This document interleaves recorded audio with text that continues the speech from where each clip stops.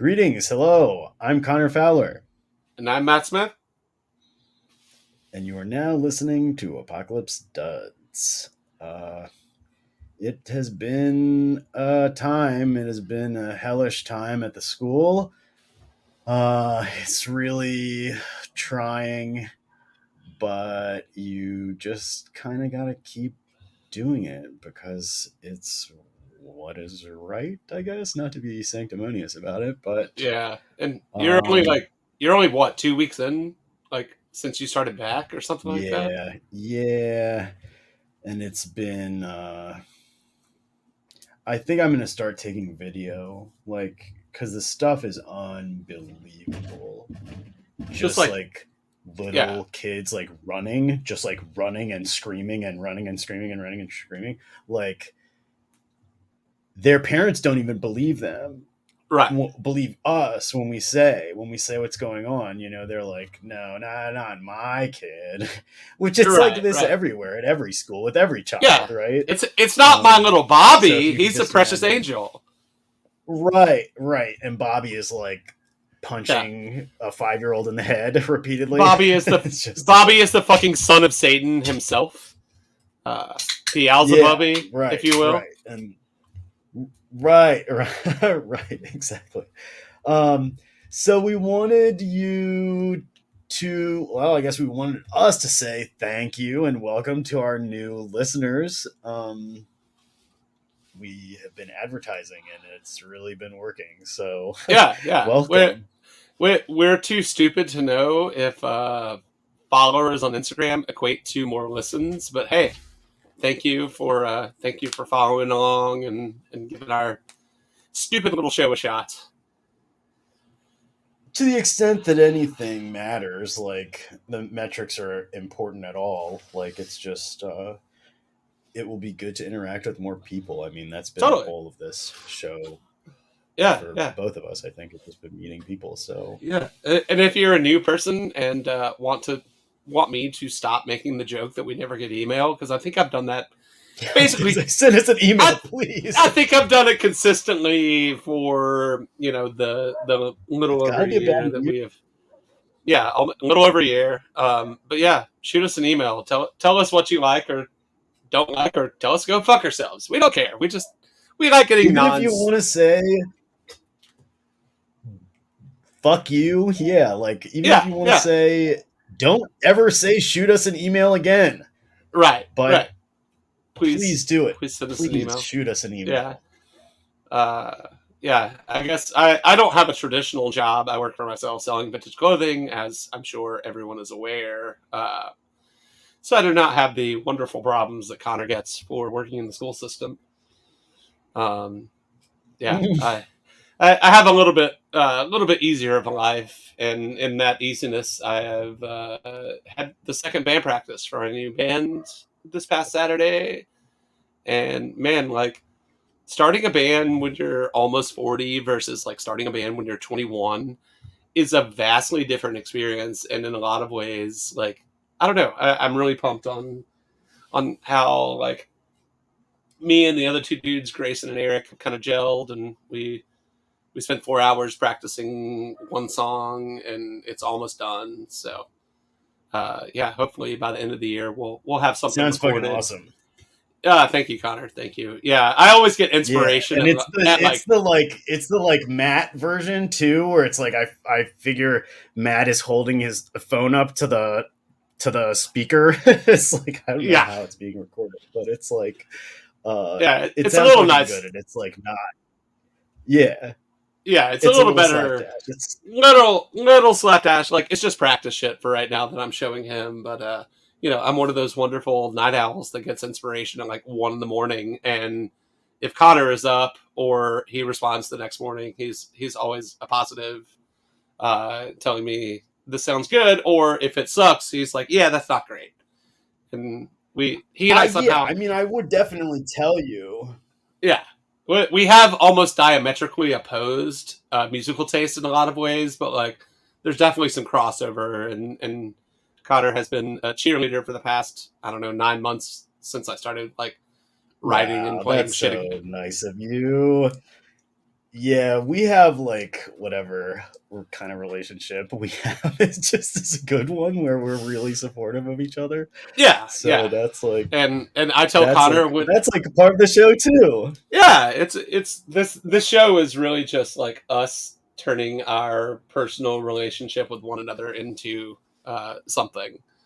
And yeah, we've said it before, and I'll say it again. Like whenever Connor sends me something that I just absolutely think is heinous, I tell him, and I am now his barometer for things that he thinks are cool, and I'm like, oh yeah, that's terrible. So Yeah, right. If Matt thinks it sucks, I'm buying it, baby. yeah, I'm buying it. That to me overnight. yeah. Anyway, but yeah, that's what's going on in our world. The We have Apocalypse Duds universe. the Apocalypse Duds extended universe. Connor wrote something that Right.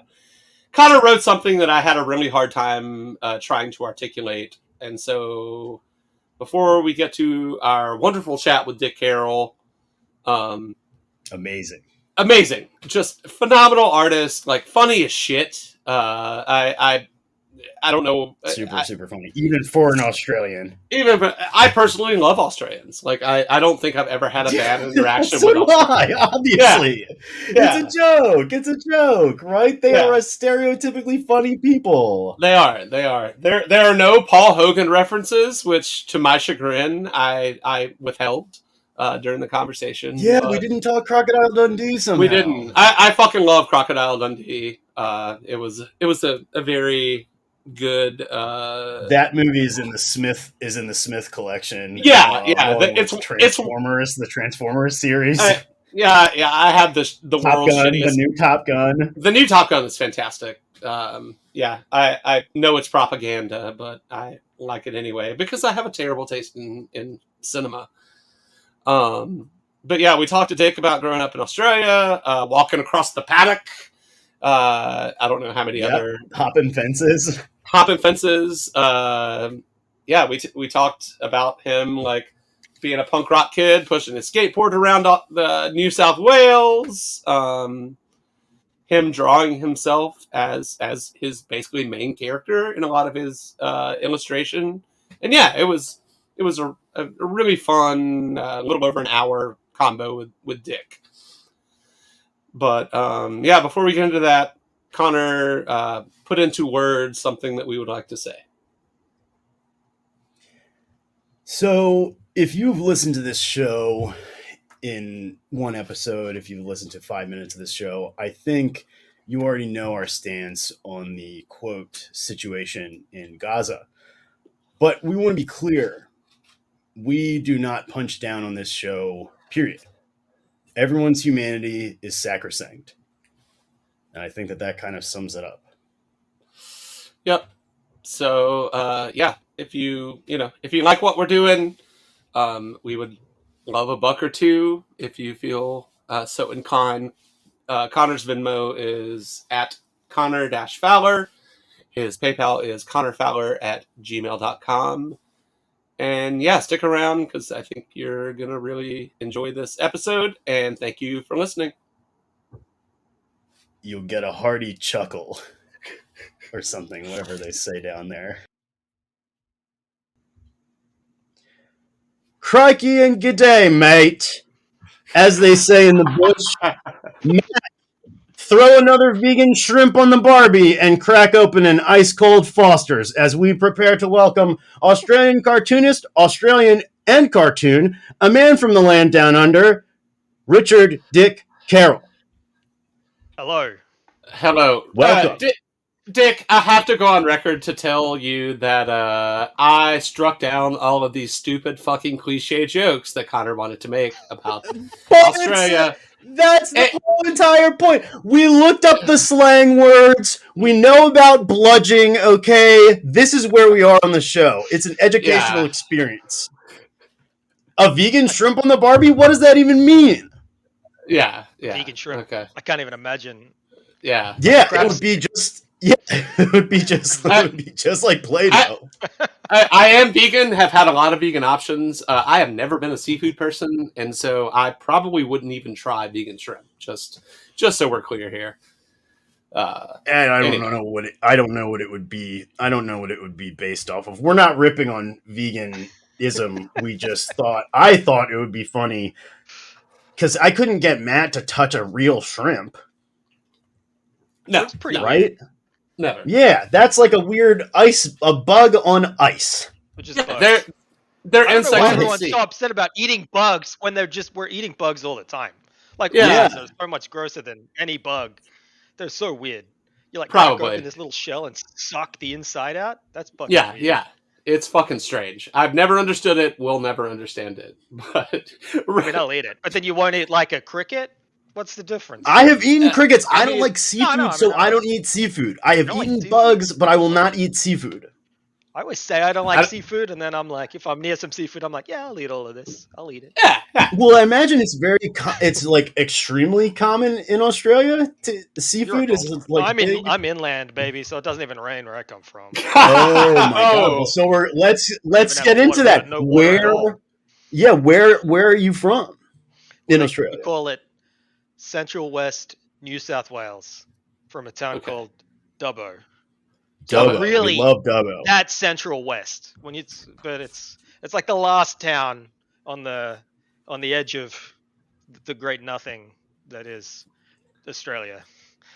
So I was reading that there are other there's towns, but terminology for like bands of Australia, right? So like you're in the coastal part of Australia, and then you're in the outback, and then you're in the bush. This I don't know what I was reading, but I was reading something. I don't know. I don't think there's a difference between the outback and the bush. Okay. They're synonymous. Yeah, we would say the bush. So there's I'm no from the bush. You are.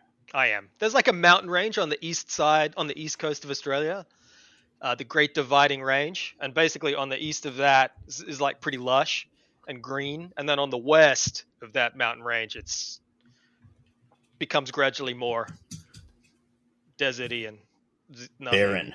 Gotcha. Yeah. Yeah, dude. In deserts, I've never seen a desert in my life. It's not really a desert, but yeah, it's desertish. There's plants, but they're very small. Dick, have you been to the southwest of the U.S., like New Mexico, Arizona, yes. West Texas? Yes. Is it kind of similar, like where you come from, to that type of terrain? Okay. So it's somehow worse than living in like 125-degree heat with, it's a dry heat, Right. The plants are so different because there's no Australian plants are only in Australia pretty much. So. Yeah. There's like parts of California which feel very Australian, but not like where I grew up, where it's like where there are like palm trees that are probably Australian and gum trees, all of these probably terribly invasive plants that planted like 80 years ago, thinking that they were like good for the environment, but actually they were terrible for the environment. But when I walk around there, I'm like, oh, this feels like Australia. The colors like Australia. I mean, the sun is like brighter, and the colors are brighter. The ground is like red. Yeah. Like that red clay, and then the trees are not a real green, and they're very sparse, so they don't have that tree shape. I never understood why people would draw trees that way in cartoons. Do you know what I mean? That like for sure. The way that I still draw a tree. Yeah, well, that's what trees look like. But where I grew up, trees don't look like that. That's they're super weird, and they're like this blue, green, gray. They're not really very green. Interesting. Yeah, as someone that lives in the southern part of the United States, I am very well familiar with red clay, and if it's anything like the shit here, then God help everyone. Cool, I think so as well. So you're from New South Wales. Where do you live now, Dick? I live in Queens, in New York City. Nice. Forest Hills. All right. Get down with that. I was a fucking Queens. That's what we call it. Fucking Queens. Yeah. All caps. I was a Bushwick, very close to Ridgewood resident for a few years, and like I fucking love both like Eastern Brooklyn and like Eastern Queens. I don't know. Like there's some cool shit there. Queens is cool. Yeah. Culture is cool. It's just like diversity it makes everything good. Yeah, Queens is sick. And my wife's parents are sort of from nearby. They don't live here anymore. They live actually closer to Yukon or in Silver Spring, Maryland. But Sure. feels cool being like from where they're from. They're around doing Yeah, a lot of stuff. totally. Yeah, Queens. How good is the But I lived food in in your Brooklyn. neighborhood? It's What part of Brook? medium. It's medium, really? It's medium. It's medium. It's like a really nice part of Queens. It's like it's not gentrified. It's ungentrifiable, I say, because Oh, it's like one of those parts of town that was never had an up and down period. It was always nice. It was yeah, built in gotcha. the 30s or 40s, and it was nice then, and it's still nice now. Probably upper middle class. This is one of the wealthier neighborhoods in Queens. So Oh, the food is interesting. like it's fine. The food's fine. We Yeah, have this it's sort a of lot of we have that middle ground. We have some good food, but not as good as like the other parts of Queens where there are like a lot of migrants. right, Yeah, right. tons of Yeah, Over so there. it's like a lot of white people food, basically. It's just like a lot of mid restaurants, you know what I mean? Okay, I yeah, don't Yeah. want to yeah. shit Oh on yeah. anywhere, but it reminds me of DC food kind of. Like a Ugh, mid it reminds me of disgusting. like a mid city. Like the kind of Bland, food you get like gray. pretty good, too expensive, and like not that interesting. Yeah, It You yeah. costs know, $50 and it might as well be frozen. yeah, it's like it's good, but I don't have a fondness yeah. for the district. You So might yeah, no, we have you some might spots. detect. I mean, we get a lot of bagels, like a lot of Oh, yeah. places that bake on site, and God, they're all I, here. A few I, different I Chinese miss, spots. I miss the fucking New York bagels. Like, just the bodega on the corner with a deli has amazing Oh fucking yeah, bagels. Like, New York I was bagels. having this conversation with a friend. Like, in Atlanta, there's one, or actually, there's like an old Jewish spot that's like constantly packed. I think they may have two locations at this point, but they've been in business since like the 50s. So, they know what's up. And then Yeah, in the neighborhood where I mostly like go out, hang out or whatever, there's a place that makes really good bagels. I will give them this. But I called them gentrified bagels because it's like this artisanal yes. bullshit, and it's like $9 for a bagel with $15. Yeah. like avocado spread on it. And I'm like, guys, dude, just like make Dude, traditional they're fucking expensive here bagels. too now. Oh, really? Really? Yeah, dude. Like we can go to classic Queen spots where, well, that's everywhere where I live. Is no one cool is coming out here to like hit up the bagels. They're all Right. good. No, there's nothing cool out here, and every spot is good. But we go out to like on the other side of the big park into this great bagel spot called Utopia Bagels, which might be the Right. best bagel spot in New York City. I don't even know what Ooh. neighborhood it's in. And that place is so busy. And like a plain bagel with cream cheese is Yeah. probably $4, Okay. Perfect. maybe Okay. 4.50. No, that's expensive, That dude. It's that is like Really? expensive. it's like bagels and rent, dude. When I moved to New Yeah. York, I could get a plain bagel with plain cream cheese for $2 or a dollar Yeah. fifty. And that Dollar was only fifty. 10 years ago. And now it's 3 times that much, you know. Yeah. Yeah. It's like a Which lot. It's a big comparatively difference. to the gentrified bagels in Atlanta, that is definitely cheap. But yeah, like Yes. the spot that I used to go Yeah, but like a to, bagel with lox and cream cheese, you're gonna pay $16, yeah, $17. Yeah, totally. which is just Yeah. an absurdity to pay that much money for breakfast. They tried to open one on Greenmount Avenue here in Baltimore, which is like a drug corridor basically, and it was $15 to $20 a bagel. They were open for like a month. Yeah. Yeah. So, Dick, Yeah, Riddance. bagels, we baby. like sometimes on the show we start with a what we call the ensemble investigation, which is what are you wearing today. So we saw some cool Oh, shit in the nice. intro video. Let's have what you got, head to toe to foot, what, or sorry, toe to head, whatever. I'll do toe to head. I'm wearing shoes because I don't really care about wearing shoes inside. I'm one of those people, and I just went Okay. outside. Normally, I would be wearing UGG boots, an Mm-hmm. Okay. Australian All right. classic, and it's Right. Australian cold. classic. Fuck! I didn't bring. I wear them inside. I'm not wearing them right now because I just was outside. So I'm wearing plain-toed bluches, the all-in-one on the Barry last, the Nice. one Mm-hmm. Yeah. with the Yeah. big sole. I'm wearing red socks, Levi's. I wear jeans when I'm working because I can get paint and stuff on them and not I mean, I don't really care about getting paint on my dress pants, but Right. you know, you sort of Looks like less you cool fuck them on up a a dress bit, the pant dress than on pants. a. You know what I mean? I'm Yeah. like sitting in them. They just get like a bit fucked up. So I just wear like the same pair of jeans every day. So I'm wearing those Levi's, like the LVC. They're actually the last of the Cone Mills denim. Remember when they sold them back to Yeah. the factory? Whenever 7 or 8 years ago, and the Levi's stores were just like blitzing all of their LVC stuff that were Cone Mills. They just wanted to get rid of it to Of not have to course. talk about it. I guess it kind of makes sense. Because it's just, Yeah. I get it, but it's still like, wow, this is like the best stuff you guys sell, and you just like fuck 80% off, 90% off. So I picked it up. Yeah. And then That for sounds very 33, similar. the waist. You got Yeah, that sounds you very scored similar some to the as well? first pair of. Like I bought my first LVCs, I think in 2008, and it was the same kind of shit. Like into the Yeah. season sale, everything's 90% off. And you're like, really? This is crazy. how it works? It's like these though. Yeah. So I've got those on. They never fade. I put them in the dryer. Like I wash them in the machine. Nothing. Yeah. They fade never. So they're slowly breaking in. I've had them for like 6 years. That's it. I'm wearing a Man green after t-shirt my own heart. and a yellow Shetland. Hell yeah. Hell yeah. The Shetland is key. Great. Yeah, it's a great sweater, Yes. if I do say so. The sweater's very stained with paint Yeah. and stuff, so that's Hey, fine. that Also makes sick, it yeah. that makes it cooler. Just out of curiosity, what LVC cut is that? It's like the 55 or something. Oh, I nice. can never Okay. remember. They shuffle them around a bit, but yeah, I think it's the 1955 or 54, Right. something like that. Yeah, it's just a classic wide leg. Yeah, hell yeah. The waist is huge. They're tagged Always. at 33. The waist must be actually 36. yeah, No joke. yeah. They're huge. Yeah, the quality control was always very, very weird with LVC. You could try on, or Levi's in general, you can try on two identical size pairs and they will both fit completely different. Like, it drives me I think insane. that's cool. It's hard Yeah. that kids can't keep it straight. Well, they shrink, right? Especially Right. secondhand. Mhm. But the new ones, these didn't Yeah. really shrink at all. Right.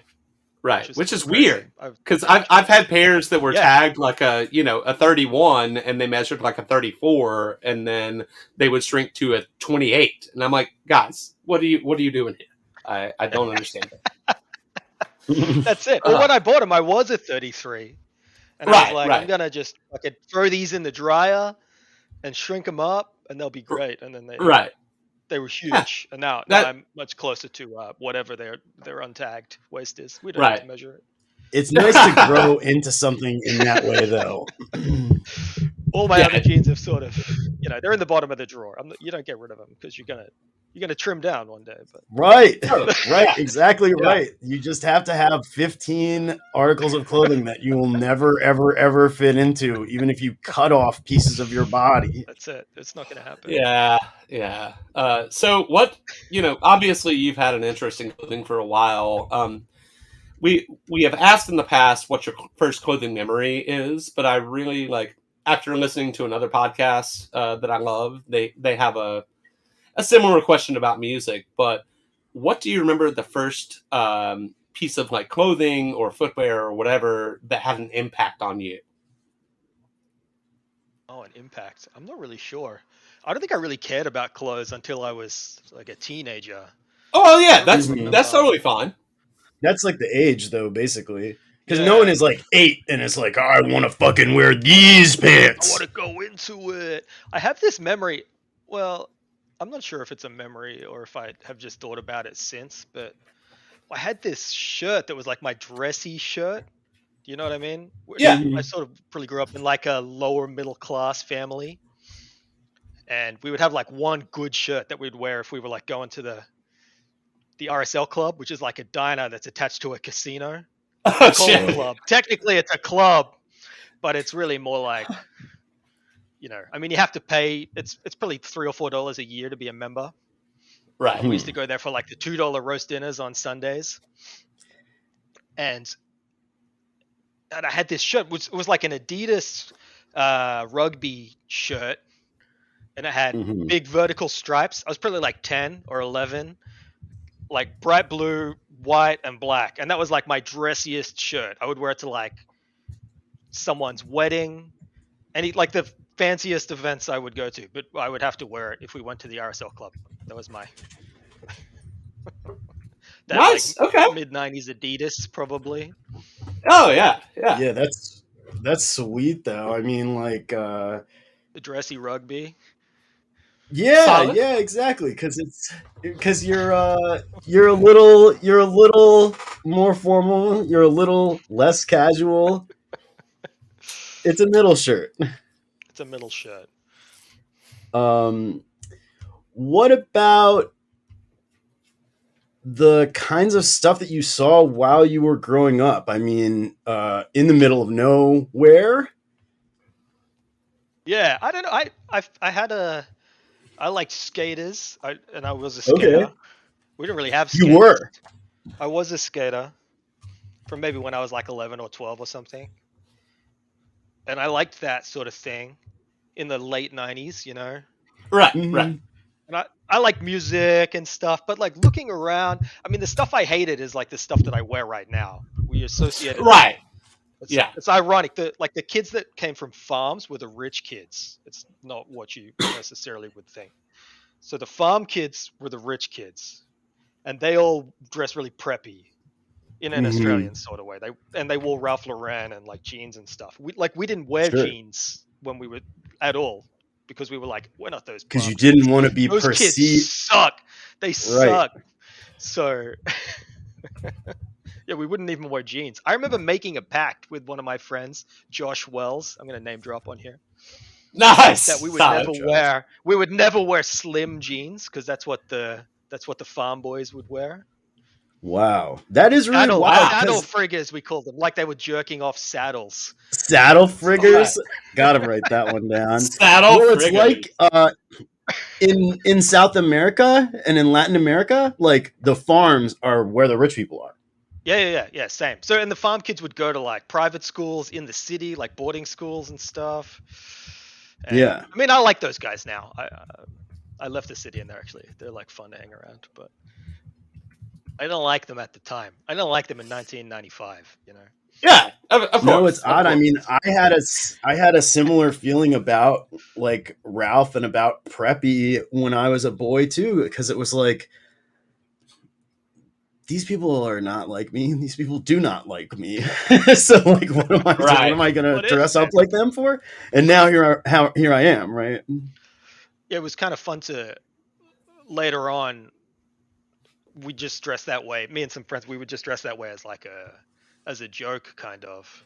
Like, totally. Like an ironic in joke. Right. And that's like, what it's all about. we're like going to like punk and noise shows, but we're like fucking dressed up. Yeah, I was at the Grindcore show with a tie on. So cool. Right. We all look the same, man. Right. Well, but that is punk in the punk scene, is to look like not everyone else. Yeah, that's right. So it felt like we fit in that way. Totally. I told Connor a story, I think it was yesterday, about my sophomore year in high school. You know, I'd started driving. I was very into like punk and Christian ska that we discussed on the last fucking episode. Christian ska. Yeah. I we've already been down this road. We don't have to get into it. I don't want to get into it. And like you know, I was a weirdo in a town of like, you know, 7,000 people. There were like 250 people in my high school. Yeah, I am a weirdo. But you know, like I was into all this shit, and then me and my friends during quote unquote Spirit Week during like the football season, we would have suit day. And so my outfit for suit day, pretty much standard, was a like Stuart Tartan sport coat that I had thrifted. Who knows if it fit well or not? I really hope that there's no documented evidence of this. But I agree. There's gotta all the be trash I of it. used to wear, dude. Yeah. Thank fucking God my parents forbid me to wear big Jinkos. Anyway, yeah, so like it was that jacket with Wait. Were you wearing the Jinkos with the jacket? No. I was forbid to wear the huge. I was forbid to wear the huge ones. I could only wear the like normal size ones, which basically fit like Dickies. Anyway, so yeah, so it was the Stuart jacket, a white button-down shirt from fucking Walmart or something, a skinny black tie, probably also from Walmart or thrifted, black Dickies, and black Chuck Taylors. And I was like, I'm the fucking shit because I'm not dressed like these other assholes. Like, yeah, that's a very punk, like punk. All thrifting. Yeah, like, you know, I love hearing other stories that are kind of synonymous in ways. I'm like, yeah, like, dude, wearing a tie and a fucking jacket to a punk show, like that's the ultimate punk. That's how And it I is. look like such a freak. Yeah, I want to ask before we get into the art thing, what is it like going by Dick? I mean, did you choose it? Was the alternative Richard? I mean, I know that is the alternative, but I'm saying in practical conversational sense. It's just started as like a pen name that I made up for myself when I was drawing comics. Not even that long ago. I mean, maybe, well, probably 12 years ago, 12 or 13. Okay. Which in the scheme of things. But it doesn't feel that long ago. So no one really called me Dick. My parents, and in Australia, we don't really care about names that much. I don't want to generalize cultural stuff too much, but it feels like in America, people are more uptight about being called the thing they want to be called. And if you don't call them that thing, you're being disrespectful or whatever. But in Australia, the opposite is sort of true. If you come up with a name for someone, even someone you don't know, someone you haven't even talked to before, you could like start calling them something that could be insulting or anything. And it's sort of like a fun way to chat with people. It sort of means that you like them a bit. It's like, oh, you've chosen a name for me, so you like me. So everyone sort of calls everyone different things, but mostly I got called Rick or Ricky. Okay. Yeah. Those are my most normal names. Like that's what my wife calls me. That's what my parents call me. No one really calls me Richard. One or two teachers would call me Richard. And as I got older, I started calling myself Richard more. Not because I wanted to, just because it was sort of my name. Mm. And there was this point where I was in primary school. My first bank card, we got like a bank card when we're like 5 years old or whatever. Start saving money with school, something like this. And my bank card said Ricky on it. Didn't have my real name on it.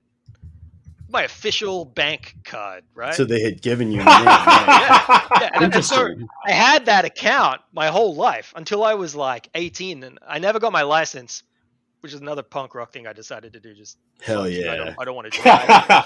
Hell yeah, hell yeah. When you move to a place where you don't have to walk everywhere, dude.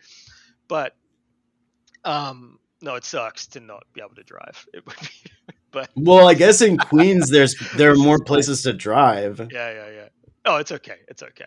But so I had to like change my name at the bank, and it was really hard to go into the bank and try to convince them that my name was actually Richard. They were like, well, "Your name's Ricky. Why would we make this account?" I had to have that piece of documentation to get my ID.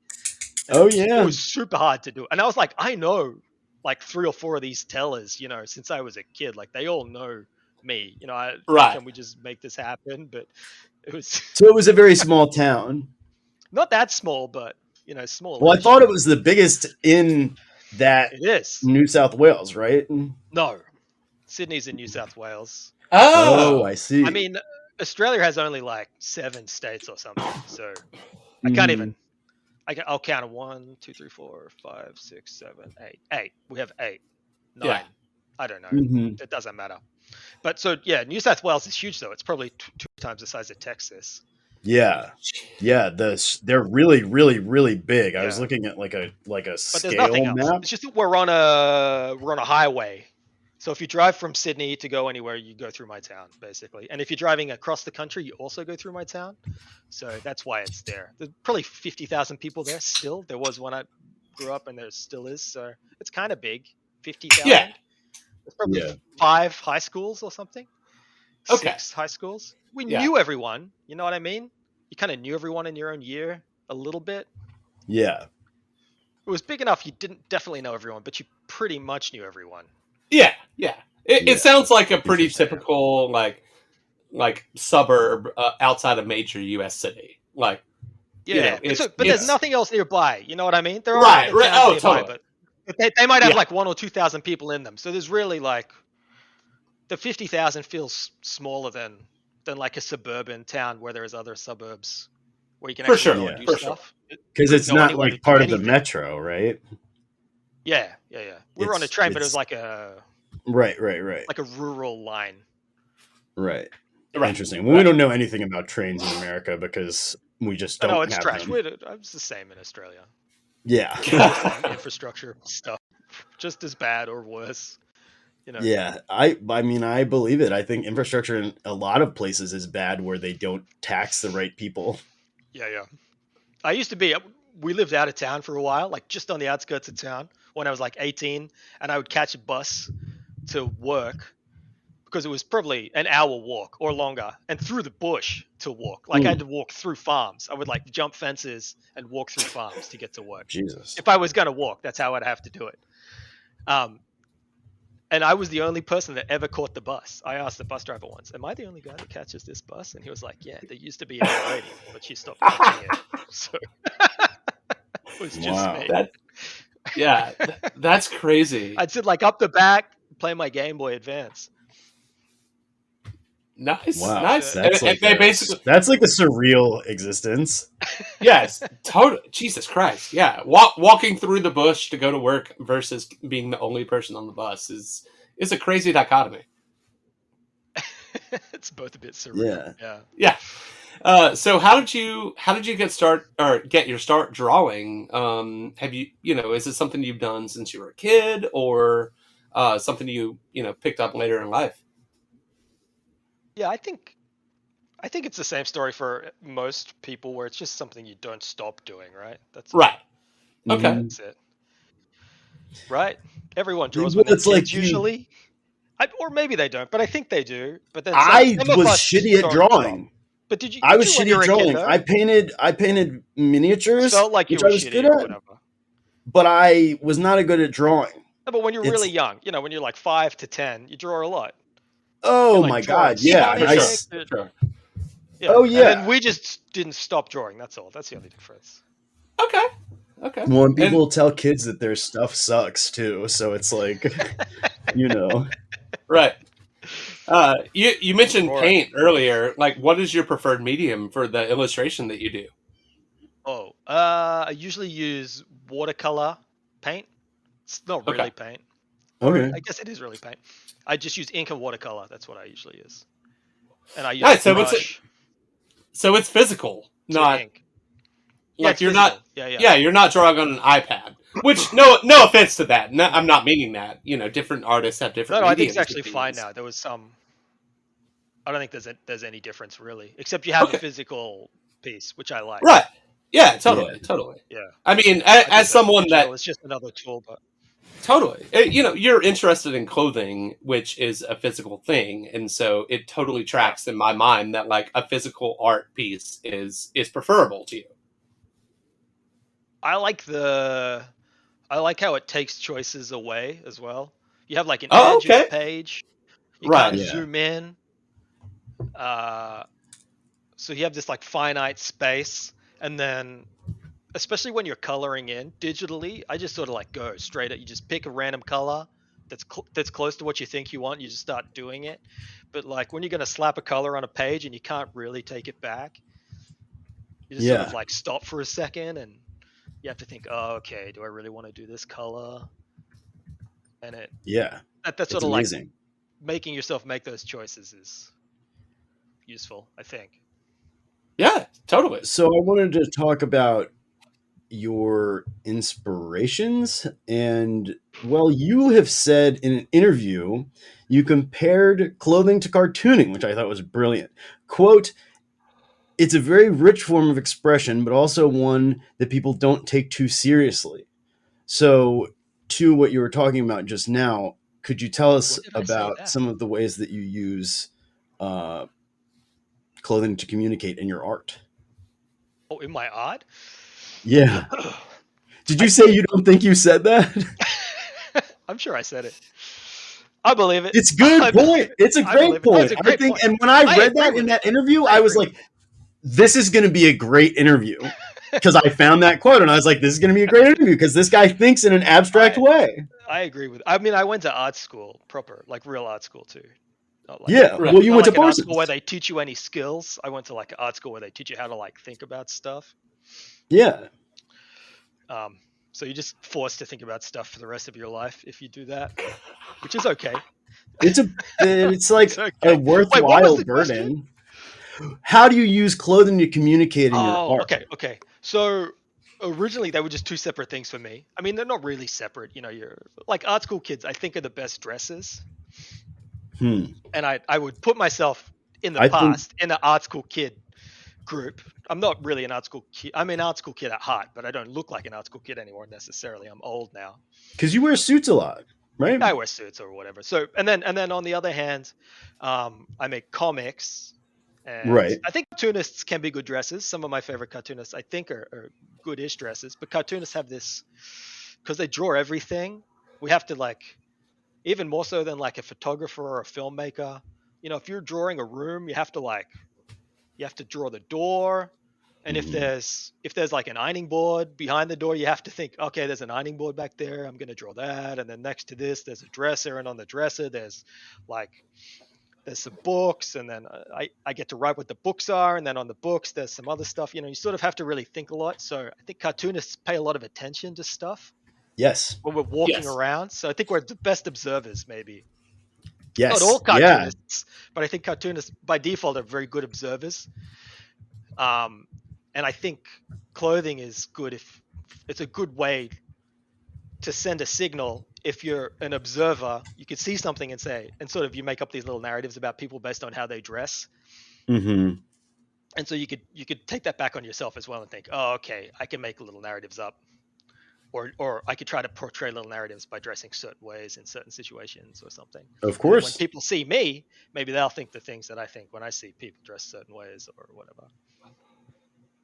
That's why I do what I do, because I want the Makes sense. 6-year-old to think that I am in charge. Look at that guy. Oh, Do you know what I mean? yeah, It's like, I know what you're saying. We might be on different wavelengths. I want to be like, I want someone that's not from New York to see me on the train and be like, whoa, look at that guy. he's the local. Right now, I'm in New York. That's what people ask me when people ask me for directions. I'm in New York. I'm like, ha, I Feels won. good. Feels good. Yeah, no. So I'm You not know, to saying feel like like I part want of to the masquerade fabric. as an authority figure. I'm saying to a 6-year-old, there's very limited perception. And the Oh, six yeah, year yeah, old sees yeah, the yeah. tie, the jacket, they see like the white man, they're like, This guy. he'll send us to the office. And I won't. And that's the secret. But they don't know it.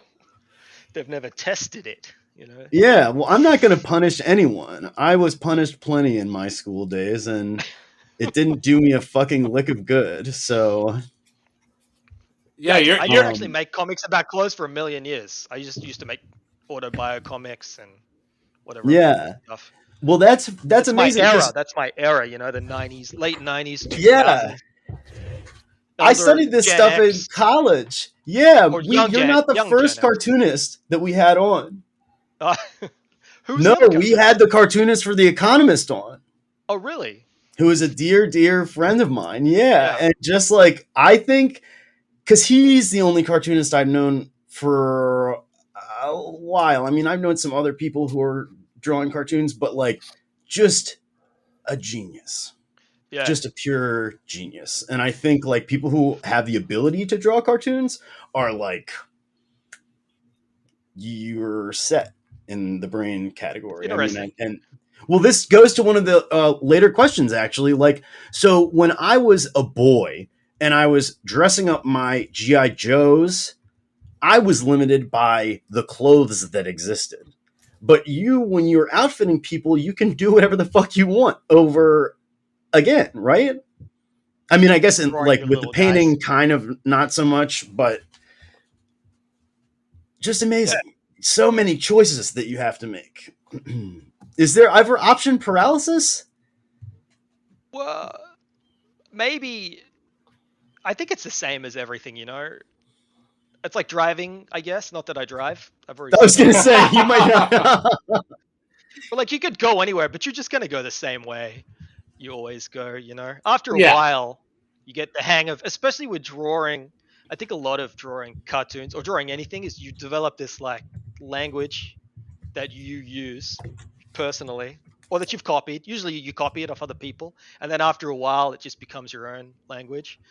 And then, so you just learn how to draw certain things certain ways, and you just always draw those same things that same way. I think a lot of the time it's going to be the stuff that you engage with, because you can't really draw things that you don't understand. You could try, but it's You always would like, fail. have you guys, You does would it kill fail. you guys, or maybe you never notice that sport coats on animated characters always look terrible? Not like sport coats at all. Oh They're a yeah. bad representation of They're what like sport coats weird look like. geometry. It's like they button at a weird point, and I mean they don't have to exist as a real thing. You know what I mean? There's just like a symbol, especially Right. on like adult comedy cartoons. But they're always super short because it's quite hard to draw a sport coat that's going to like cover your whole bum and then just have like Yeah. little legs sticking out of the bottom of it. That's really hard to animate, I think. So you do need, especially for these more shapely characters like a Bugs Bunny sort of guy.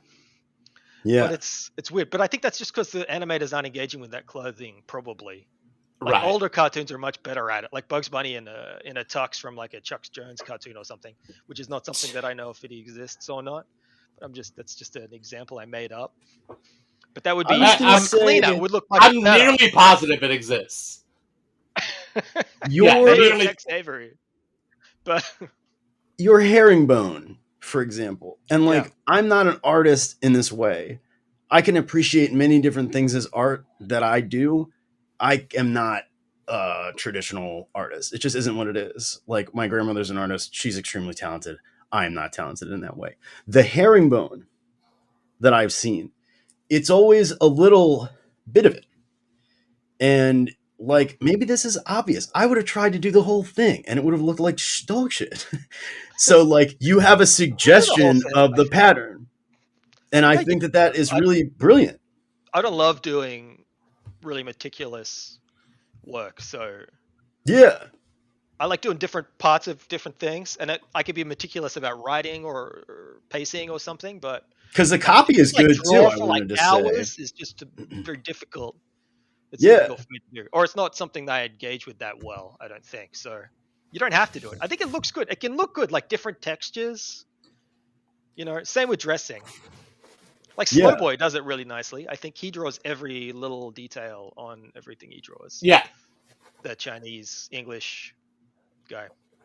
Yeah. Yeah. But yeah, I just think you're either gonna do every single fucking line or just hint at it. But you can hint at stuff. That's the secret. That yeah. In the 90s, Well, I mean, I and think we're all the same age, late 30s, or maybe I'm Yeah. being Yeah. facetious. Yeah. Yeah. I'll I'm be a 40. young gun. I'll be 40 next month. You remember like the 90s comics boom that we grew Yes. up with, Matt, Yes. Oh yes. Yes. which I was obviously influenced by, as I'm sure you were. So we're all like drawing Spawn in the back of our school books and stuff. Right.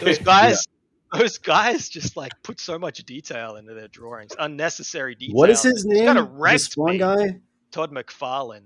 Right. Yeah. Right. Right. But that, like, you don't need to do it. You know, you can just hint. Yeah. It's like interesting. Like to draw a shirt on a guy, drawing like if the guy's quite far away, I wouldn't draw like the center line to show, or the buttons on the front of the shirt. Right. Right. It looks too weird. Yeah, and it's a perspective thing too. But you have to Like, learn. You have to learn not to draw, what not to Right. draw as well. Yeah. Well, it's, But when you think of I a feel- shirt, you think, well, there's a line down the middle. I have to draw it because it's there. right. Otherwise, it's not a Well, shirt. It's like a sack. But you don't have Can to. you extrapolate then from the drawings, like what not to wear? Because I think that a lot of people are using your style drawings, educationally, even. Yeah. I think that's the intent of them as well, from me. That's your intent. And people who pay me too, I'm sure. That's why Right. they're paying me. Yes. But I think there's something there in a drawing which says, especially when it's not labeled, there's this like masculine energy to like collect things and be very exact about stuff. You know what I mean? Where it's like, yeah, I have this list of things and I just need to get everything on this list. Very specific things. I need this coin from 1942. I need this exact pair of sunglasses. But really, it doesn't matter. Any pair of sunglasses that looks kind of like that pair of sunglasses is going to be fine. Right. unless you Right. really and so I think drawing's useful for that because you can just draw. You can be quite vague, and people look at it and they don't think, "Oh, I need those exact pants." That you might think if you saw it, like a photo of someone wearing some jeans. You think, "Oh, okay, I could only look like that guy if I'm wearing those exact pants." But if it's just a drawing, you think, "Okay, I could wear blue pants and a red shirt and look fine." That sounds like a cool combo. I'm sad that I've Does that never make really sense? like. Yeah, it makes total sense, and I'm really like mad at myself for never kind of realizing that about fashion illustration. Hmm. Like Yeah, it's a you know, strength yeah, because it's symbolism. it It's is. not really the thing. Just like a bunch It of really lines and is. stuff. You know, I mean, if you're photography is also symbolism, but just less so. yeah, You know, yeah, Yeah. and it's not I mean, reality either. no, definitely not. And there are certain things about a photograph where like certain brands, designers, whatever, have a very like, oh, I can pick that out. But a lot of times, like photos, often, if it's not something, if it's a navy jacket, a pair of gray pants, and things done very well, it's like, oh, I can also see that, and that's where like your art comes in. It's like you're not throwing a label on something and being like, go buy this fucking pair of Levi's LVC pants. It's like, oh yeah, those are jeans. Like that's just like a genius way to think about it, which I'd never had Yeah, that thought, sadly. Maybe you'll tire of us calling you a genius, but we're probably have like half an hour left. So yeah. Well, it, maybe. and I like honestly, I respect and have respected cartoonists my entire life. Yeah. Like there are teachers, there are social workers, and there are Mm. cartoonists. And those are and like the salt of the earth people who are guiding us through this terrible dark night. Yeah, it's a crazy job. I'm sure it is. It's I'm it's sure it Did it's is. you and like it used to be draw? a real job. Like Yeah, people Right. well, look for a did you like newspaper. draw cartoons for the school newspaper, stuff like that? I mean, We didn't have a school newspaper, but I did draw. I was in the year. I did draw cartoons in the yearbook and stuff, but not. Oh, that's I drew cool. like fucking. I drew like a Gen X team in my best, Scott Campbell, fucking late '90s. I would copy a lot of like Warhammer fantasy art, stuff like that. But really, in see, my I was heart, up I on that think shit too. Yeah. like when I was younger, I was really into just classic cartoons and Hmm. classic animation, which really had a revival in the '90s and late '80s. So I think I Totally. was just Hmm. lucky to be in that field, Do, But that do was you still where once I was in art school, I was like, this is it, man. This is what I like. This is what I really like is these old cartoons. And so I started drawing more like that. Hell yes. Do you have examples of your like early cartoons and things still? Not that we want Oh, you to send them in to us, but Australia, maybe. okay. I don't think I have It, anything I would send. I had this yeah, there's got period after in the early thousands where I drew a lot of digital stuff, and it's all on like some hard drive or something somewhere. right, I right. was always on the internet. I had like a website. Oh, you were a Maybe in the young late internet '90s, I had the user? website. I was like an internet guy coding my own website and stuff. I had like a personal That's BBS that me and my friends used to use. We would Yes. chat to each other. They're like classic Hmm. early internet. I mean, like I was on Yeah. 4chan. You know, Were you on something awful? no, Damn, see, I no didn't like. one, I didn't man. like something awful. Why? It was like the much I it don't was know. like the much better I don't know. version of all of the other humor sites. It was moderated Yeah. Low and there was a tax. paywall. I knew it was a Lotax paywall. died. Lotax died. Yeah, he I died, might have really. been. Well, I might have been like aging out during something awful as well. I'm not sure though. yeah. I You That was don't might be a remember it at little. early all. 2000s, right?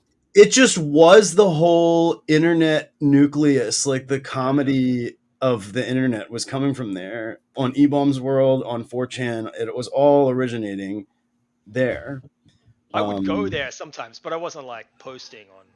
I mean, I wasn't posting on 4chan either. I was Yeah, unfortunately involved. I mean, it cost $5, which at the time was like, I'm I gonna probably, pay. I probably couldn't have joined from Australia. I don't know how I would have right. paid that $5. Yeah. Oh Literally, I don't know yeah, how I I would have paid wonder. it. I mean, I still live. maybe I guess PayPal wasn't PayPal wasn't. international back then. Yeah, Mhm. I still live by two Yeah, I simple I mean, rules. remember. I have never paid for access to anything on the internet, and I refuse to. That is rule number one in my life. Rule number two is I never pay for parking.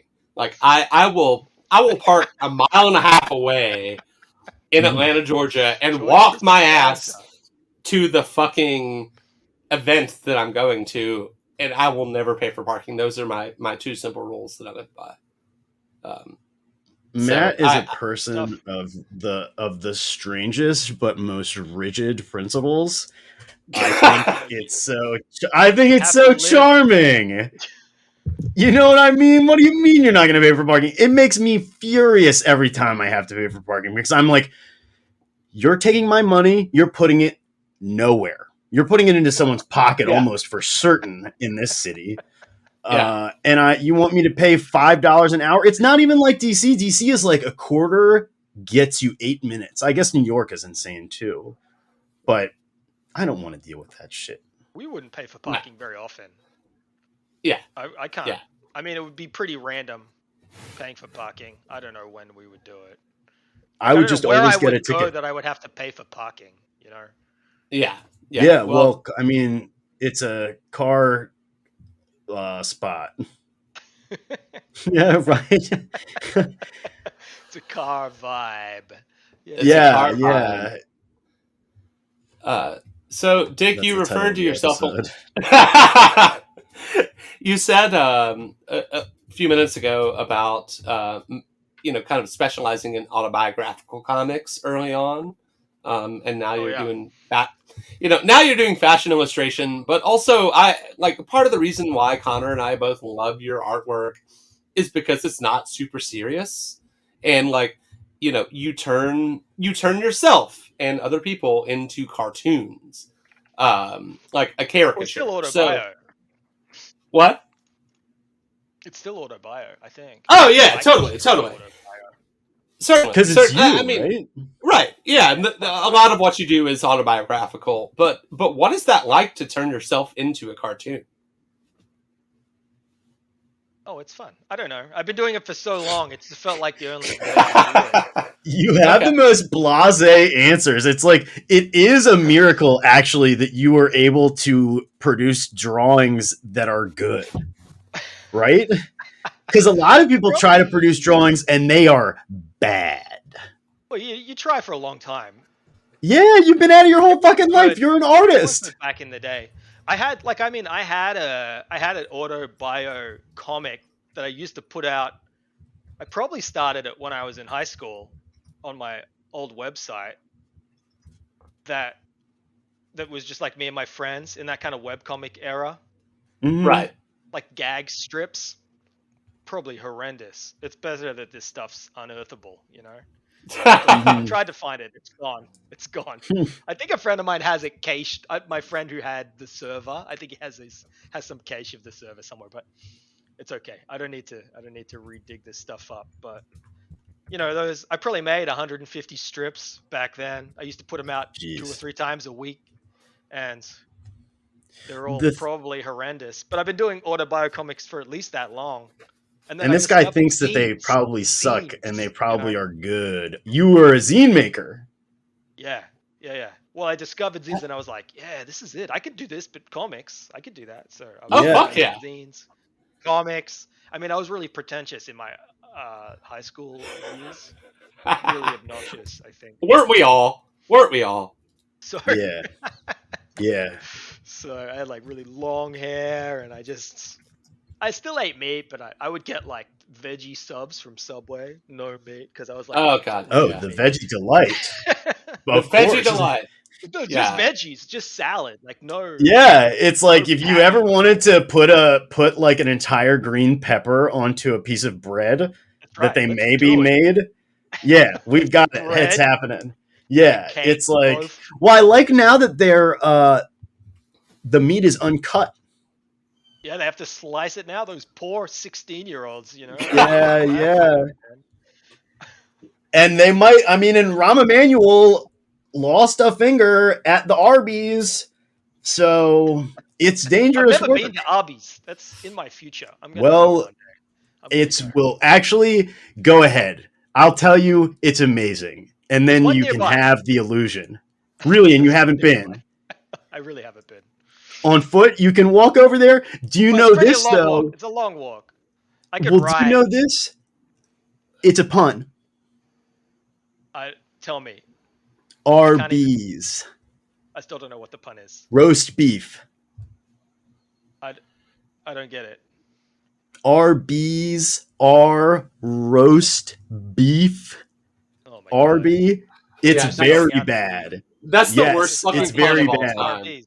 To call it a pun is generous, but it is technically correct. Have you? That's That's actually a very Australian thing, where so say the restaurant was called Arby's, like an R Mhm. and then a B and then a S.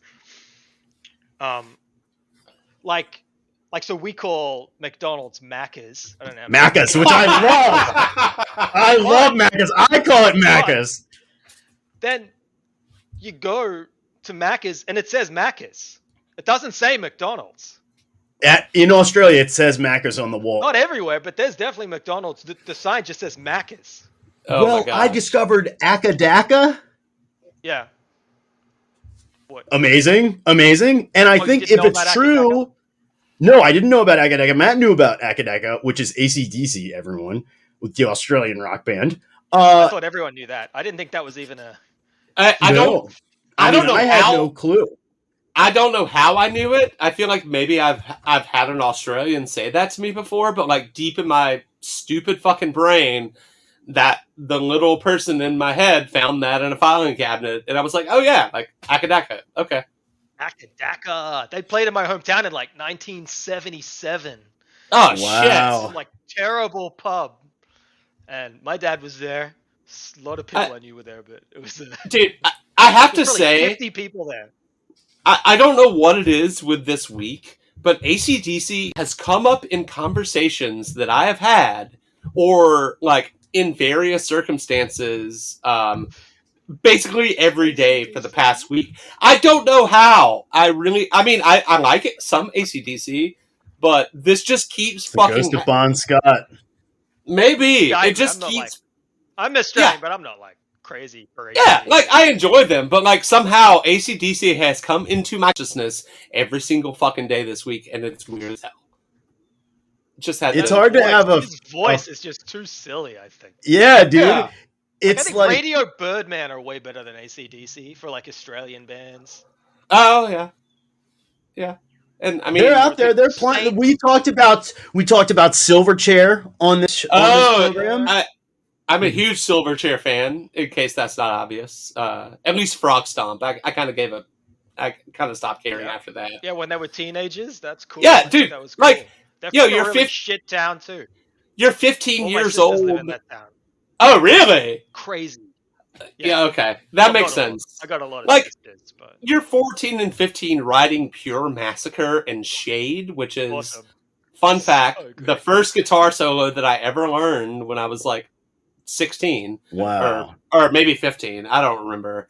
But yeah, like Australia's produced some fucking great bands. A bunch of hardcore bands that like I played with over the years too.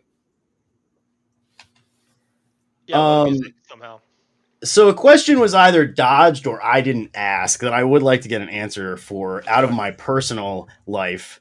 Not necessarily my personal life. We try to be educational on the show. And so you, an expert mixer of patterns and colors, how do you do it? Do you have like rules? Does stuff just look good to you? I think that's going to be your answer, but For what? For so clothes for or pattern mixing for clothing, right? When you're drawing somebody, do you say, I'm going to make this thing really colorful, bright pattern, and then everything else will be demure? Like, do you have a system? Do you just do what feels good? So it depends. It depends. In a drawing, it depends on what the job is, you know? Mm-hmm. If it's for a client and they're paying me, I'll like just work it out. You know, I like work on it. Just do like a bunch of sketches. I like scan my black and white sketches in, and then I do color tests digitally. or with color pencils. Sometimes I come up with a color scheme before, or sometimes they have things they want you to color certain colors, And so you you're just sort draw of like, locked to whatever they want you to draw. But yeah, sometimes yeah. if you have a bit more of a free reign, yeah, I have like a color palette that I've just kind of developed accidentally, not super intentionally. And because I use watercolors, I've got like physical paints, and so they exist. So I can't really step outside of the colors that exist too far. Do you know what I mean? You Especially there's can, like a warm yellow that I really like. yeah. Like yeah, but I like primary colors. I like bright colors. I actually find I dress more like my cartoons now than I used to. I probably would have Yeah. dressed more somber once, and now because I like bright colors, because I think I like classic cartoons and comic books and stuff. I like bright, flat colors. I find that I dress more in bright, flat colors as well. It's a good way to dress. I think it's like, I don't know, if you have, for example, like you have your brown corduroy jacket, but you have a yellow sweater, like that's a nice look. Yeah, You're yeah. not being too in your face. But even sillier, I think if you've made a drawing, you really think about it a lot, and then you're like, yeah, okay, I could wear like purple pants with like a plaid jacket. That's fine. It seems totally okay to me. So, do you have stuff that you draw that you can't buy? Not usually. Sometimes, but I have so many clothes, Connor. Yeah. How So many? How many clothes do you have? You got two How many? clothing racks, one How clothing rack? many? Two. Yeah. Two. Two clothing racks? I've got two clothing racks. I mean, I thought there's a lot of clothes. It probably is a lot of clothes. Two. Two. I've got my suits in one closet, takes up the whole thing. And then Yeah. most of my suits are on hangers by themselves, and then jackets and stuff. I've got some stuff doubled up. Oh And then yeah. I've got like I've shirts. just All started my shirts are doubling up doubled the up. I've got like shirts. 6 Yeah. shirts on every hanger, and I probably have 80 hangers. I've got an insane amount of shirts. And then my pants are Wow. also doubled up. And then I've got like things folded. I that's Uh, impressive cuz I limit myself to thrifting for the most part. Like I don't really buy stuff cuz Me too. I'm poor. I'll But buy stuff, like but not very often.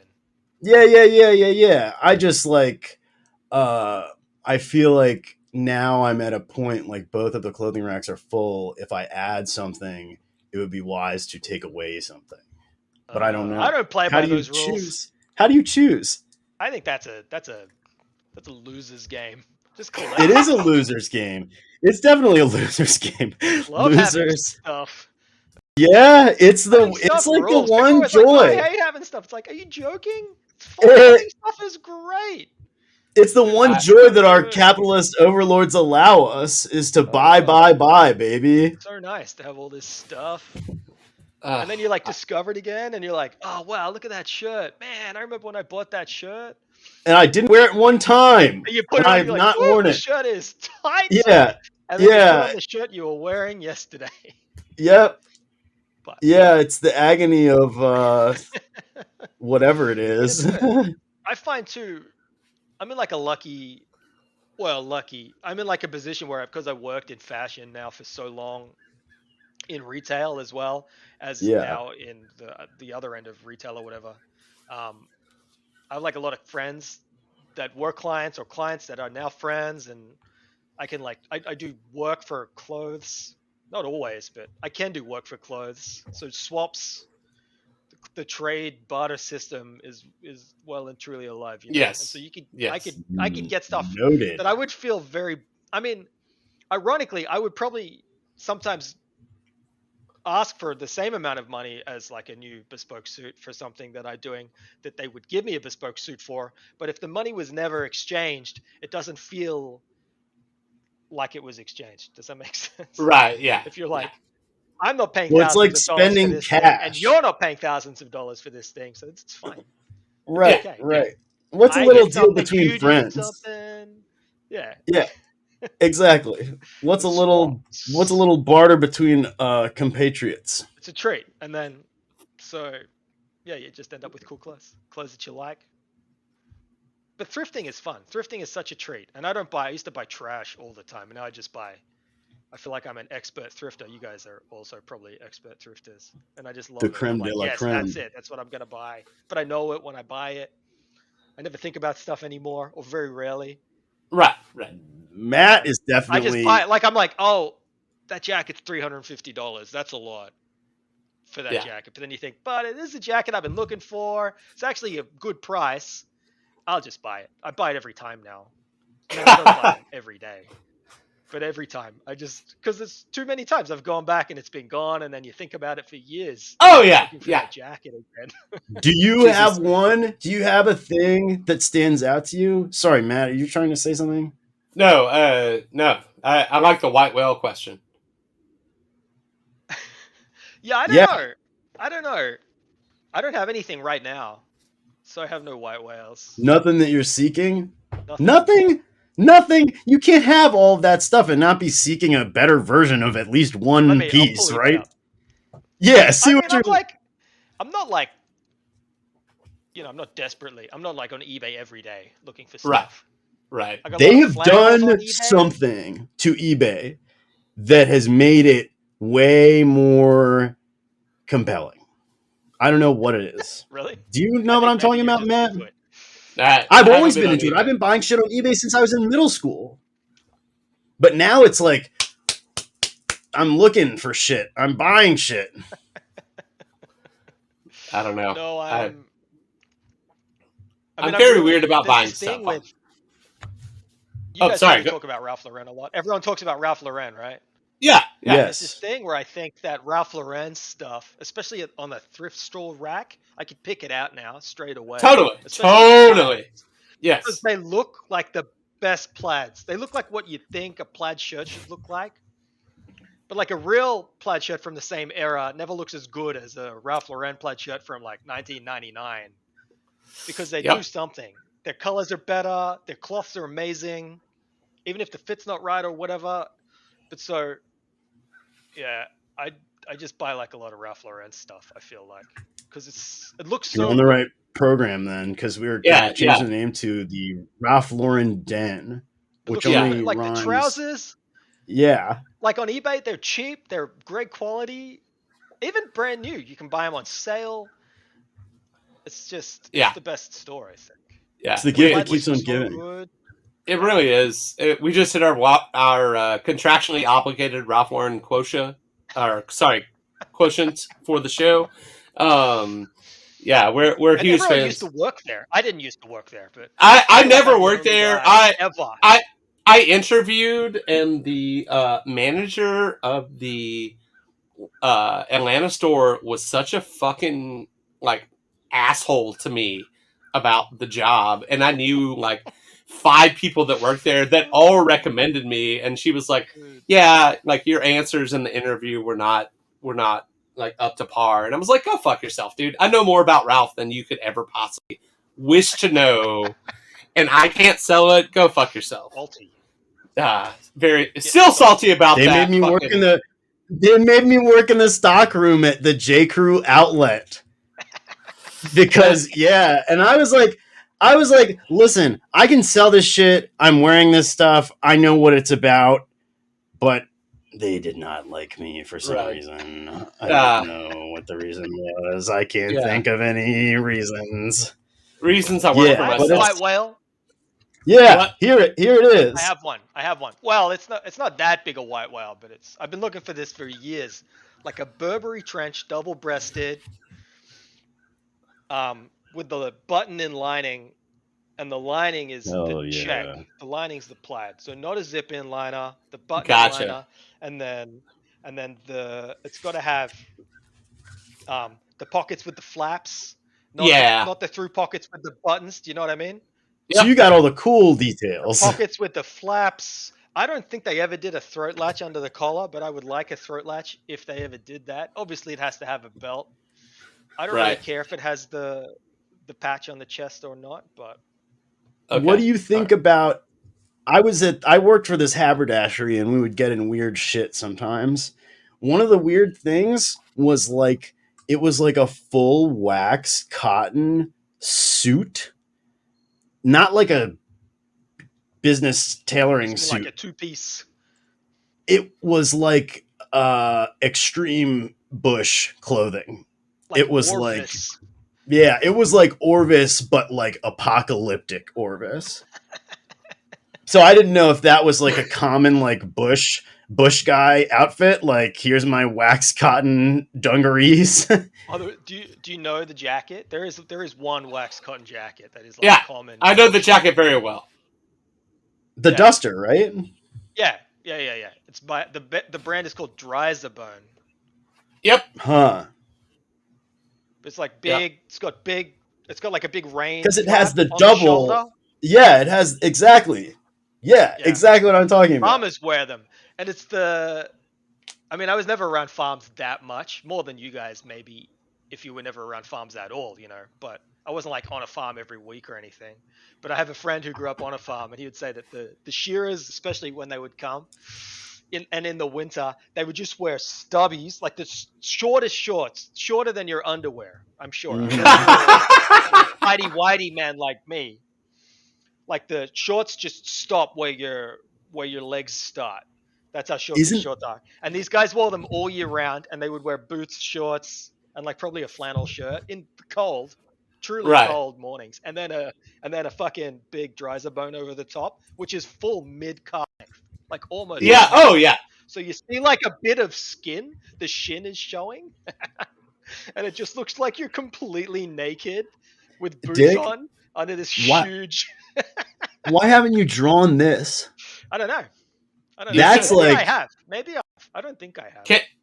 Can you draw that's this like number one image. Yeah. What the question is? What would you charge us for a commission of this solely for this episode of the podcast?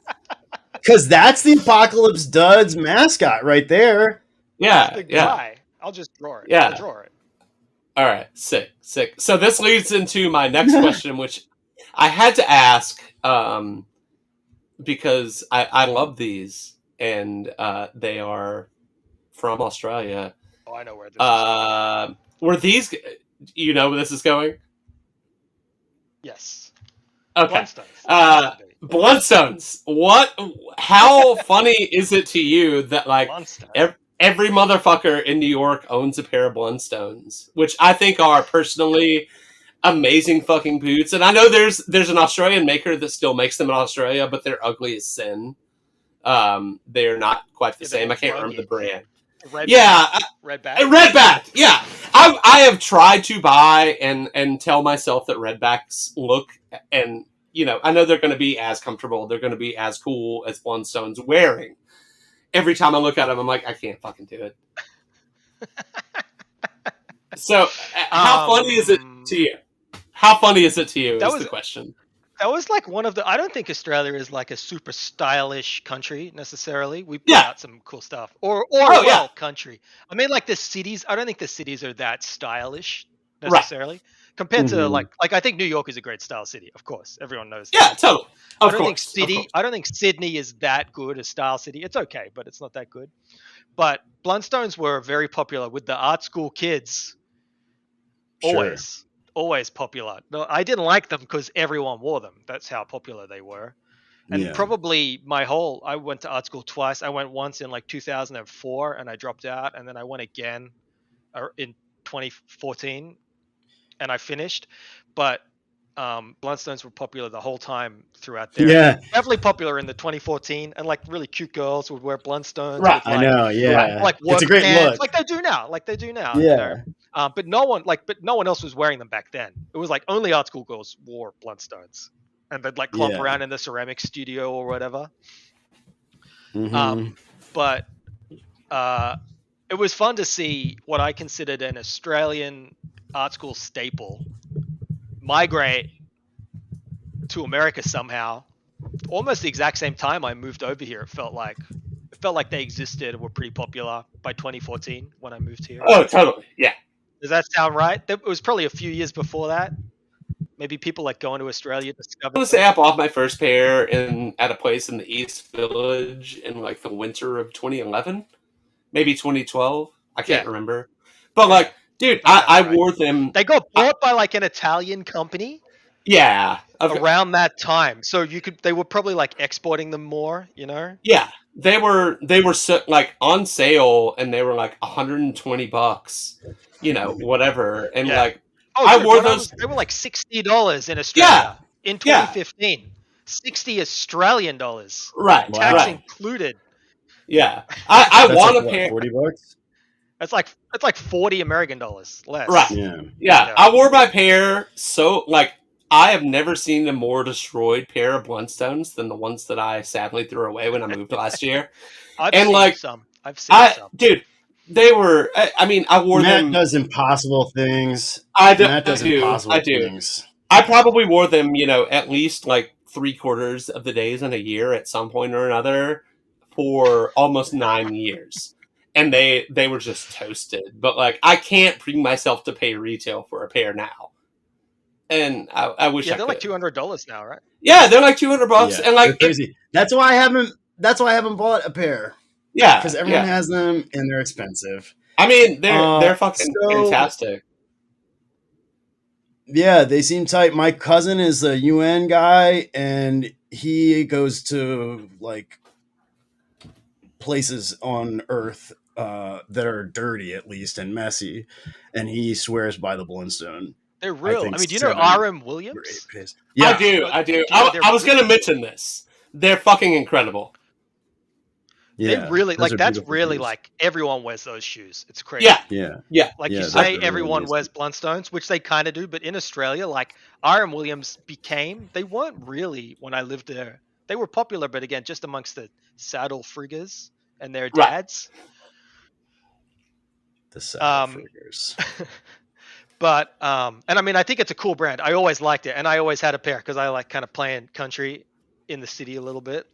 Yeah, totally. Yeah, But that's a weird they're thing, though, very right? Like, popular now. They're very, very popular. Like yeah, that's the prime minister would wear them. It's like the only dress mhm. shoe. They're like Right. the penny loafer of Australia. Penny loafer of Like Australia. We're truly, and writing that they're one not down. considered like a cowboy shoe. They're just like a dress shoe. Yeah, Right, Like right. no one Which I sees you mean, and they thinks, "Oh, you look like a cowboy." They just think, "Oh, you're just wearing your RMs. That's just a shoe. That's like your totally. nice shoe. That's." And no one would have any yeah, other nice shoes. Only the RMs. I have yeah. Worst. I have a vintage Yeah. acquaintance in Australia. I can't. He may be in Brisbane. But he is a I vintage definitely collector. don't know him. Yeah, maybe. Probably not. Or maybe. Yeah, yeah. But he has a collection, that he posts and like he buys and sells too. But he posts a lot of like old vintage, like R.M. Williams stuff and like Levi's shit that was made in Australia, and various other clothing that was produced there. Like it's so cool to me to see that because like I know R.M. Williams, I know Blundstone. I really have no other like connection to things that are made in Australia, but like there's a bunch of cool shit that has been over the years. Yeah. The other thing is this T-shirt by an underwear company called Bonds with a D. Bonds, Okay. like Bonds. And it's just like a ringer tee, like a tight ringer tee.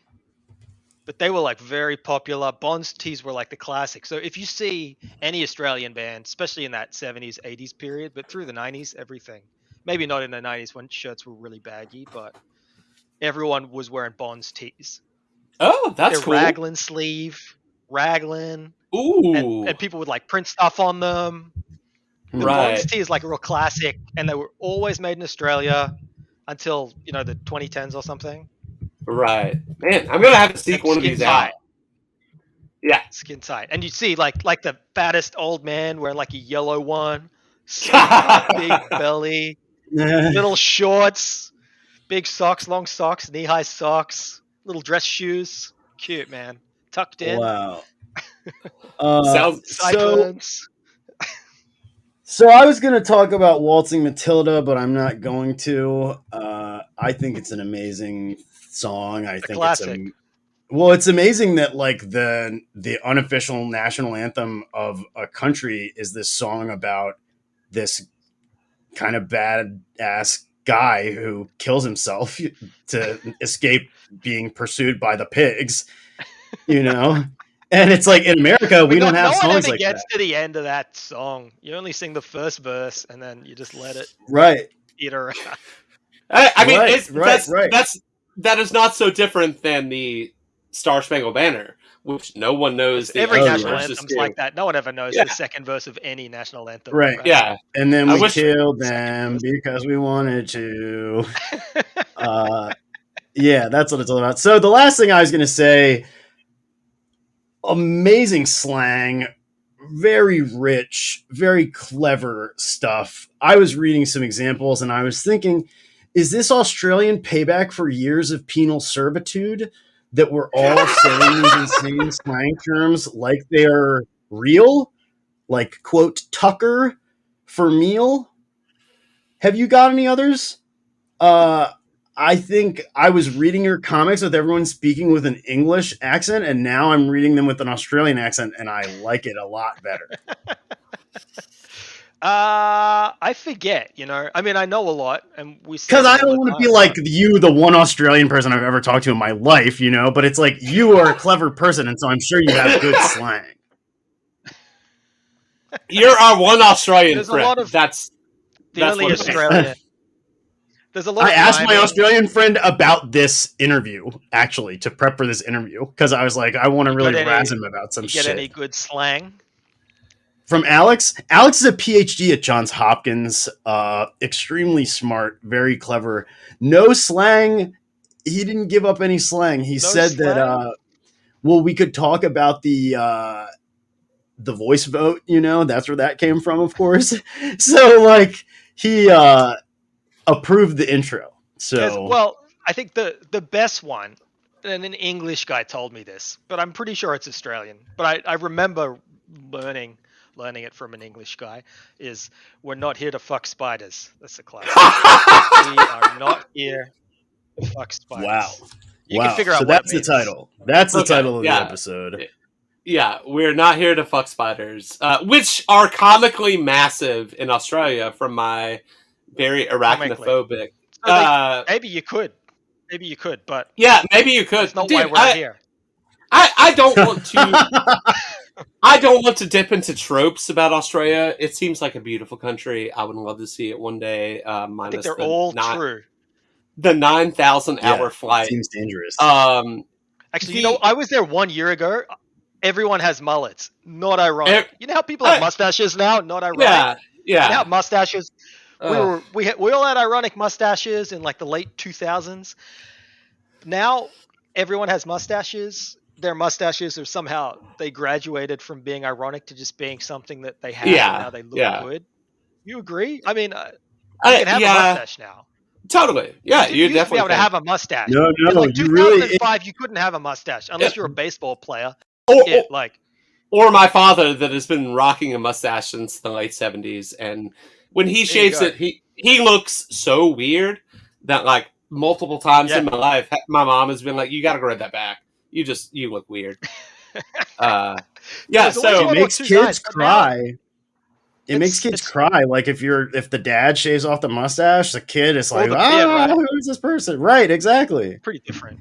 I mean, and you're right though. And I mean, I wish I could have a mustache, but mine is bifurcated. It's pretty weak, dude. It's pretty weak. Yeah, it's bullshit. Yeah. So, I mean, I lived in mullets New are York. like that now. Mullets, truly unironic. Everyone has a mullet, not a fashion mullet, just a mullet. Everyone has a real mullet. Everyone has them. They're not. I mean, they're coolish, but it's just it's a truly. I was like, now that everyone has them, it's whack. It's like, no, it's cool. It's good. Not because I come back here and I'm like, oh wow, that's really looks like I'm in Australia. You know, right? Walk in there and everyone's got mullets. It's like this is sick. Yeah, I want a mullet. You know, I've grown my hair out a bit longer in the back now. Well, I've got it. I mean, let's do it. You just got to cut the sides back a bit. Yeah. You gotta get the party. You have to get the party equally distributed. It can be party front, party back. You know, your choice. Party everywhere. Wait, I'm party everywhere. I'm sorry. Oh no! I was just gonna say I am an animal person. I love animals. I am vegan, as we discussed earlier. The insanity of animals and insects and various non-human life from Australia solely makes me never want to visit Australia ever. I would go. Yeah, I would go. I'm not worried about it. If a snake kills me, then that would be appropriate. I don't want to see the biggest spider that I've St. ever Patrick's seen Day in my life. revenge. Yeah. They are around, you know. The snakes are Yeah. around. You Oh, see them. Yes. Like it's not. I- Yeah, I- especially in the summer. Where I grew up in the summer, there are a lot of brown snakes, like the most deadly snake. There are a lot. Yeah. Like you see them, you know, not every day, but if I was like when I was walking to work, like we were saying earlier, through the Right. paddocks, I would Popping see the- snakes. Definitely. Yeah. Sometimes they like lay out on the clay in the sun, and you can see like sometimes dozens of them. Just Oh, like truly maybe I scary amount. redact it. The idea of a big dozen spiders. You see the big idea of a spiders dozen all the time. snakes does not Yeah. appeal to me really. It's really the spiders that kill it for me. Like if I saw a spider in person, the size that I've seen in some videos from Australia, I would simply just Huge. like as big as your hand, bigger than your hand. Well, it's like you don't want a pussing abscess from any reason. They don't bite. Right? Yeah. They don't bite. Yeah. The big ones don't, but there are pussing abscess givers. There's that. Have you seen that little guy? He lives only on the east coast near Sydney, and My he builds skin a is little trap. crawling. Trap to a spider. We have good names for them too. He like Hell fully yeah. lays it. He lays the fucking his web on the ground so that he can feel it when someone gets near it, and then he builds a little hole in the ground, and then he builds a perfectly camouflaged roof. Yeah, And go then he fuck. pops up out of the roof and attacks, and then pops back down. And I that feel guy is something very crawling deadly. on my back right now. Fuck and I don't all like the that. way off. Like, yeah, thank you, Dick, for contributing to my It's not nightmares that bad. tonight. It's not that bad. You say Yeah. this as someone You just you're kill awake. them. You just kill them. Yeah. Oh god damn it. I'm gonna have a nightmare Just get about that you tonight. get an axe and you cut the snake in half. Yo, if there's a We spider used to that kill you the need to spiders with WD-40. You call your uncle. I mean, you're probably on your uncle's farm if you're seeing a brown snake anyway, and you say, "Trent, there's a brown snake. Go and get the shotgun." And he goes to all the Trent. different parts where the shotgun are. He puts the gun together, and then he goes and shoots the snake. It's a trick. I have Because you never don't want been the snake to bite the dogs. No. I have never been And that convinced would that really ruffle Matt's feathers. Australia is the southeast of the rest of the world. I'm fully convinced because this is the scenario that would happen Truly. on some any Or you rural can just live farm. in the city. You could just live in the city, Right. Yes, yeah. The You city, just live in the city is where the shit is. it's- There are like big. There are some. There's still big cockroaches and stuff. But Yeah, cockroaches and like New York rats. You don't have to kill with an axe, so I'm cool with them. rats, really big Pussing lizards. abscess. Pussing abscess. Have you seen how Anyway. big the lizards are? Yeah. Anyway, Dick, thank you so much. This has really been a pleasure. I knew that it would be pretty good. Yes. So Yeah. Sorry for rambling.